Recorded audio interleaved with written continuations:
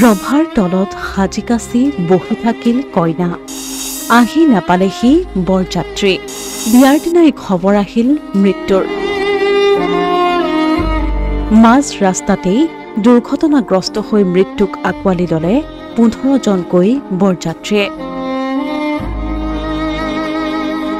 বিয়াঘৰৰ উদুলি মুদুলি পৰিৱেশৰ মাজতেই আহিল এক দুখবৰ কিছু সময়ৰ পাছতে আহি পাব লগা দৰা আহি নাপালেহি ৰভাৰ তলি বহি থকাতেই থাকিল কইনা বিয়াঘৰত হাঁহিৰ পৰিৱৰ্তে উঠিল কান্দোনৰ ৰোল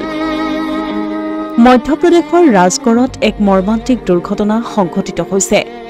মধ্যপ্ৰদেশৰ ত্ৰিপুটিত দেওবাৰে নিশা প্ৰায় 9 বজাত বৰযাত্ৰী ভৰ্তি ট্ৰেক্টৰ ট্ৰলি উলটি বাগৰি পৰাৰ ফলত 15 জন লোকে কৰুণ মৃত্যুক আকোৱালি লয় এই দুৰ্ঘটনাত 16 গৰাকী লোক আহত হোৱাৰ খবৰ পোৱা গৈছে মৃতসকলৰ ভিতৰত 4 গৰাকী শিশু আছে বুলি জানিব পৰা গৈছে ৰাজস্থানৰ মতিপুৰাৰ পৰা কুলমপুৰলৈ বিবাহ অনুষ্ঠানৰ বাবে গৈ আছিল লোকসকল এই খবৰ পোৱাৰ পিছত আৰক্ষী ঘটনাস্থলীত উপস্থিত হয় আৰু আহতসকলক চিকিৎসাৰ বাবে চিকিৎসালয়লৈ প্ৰেৰণ কৰে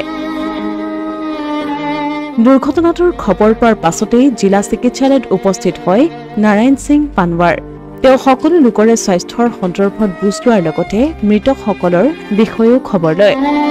লগতে তেওঁ জিলা আৰু চিকিৎসালয়ৰ প্ৰশাসনৰ দ্বাৰা আহতসকলৰ চিকিৎসাৰ বাবে লোৱা তৎকালীন পদক্ষেপক প্ৰশংসা কৰে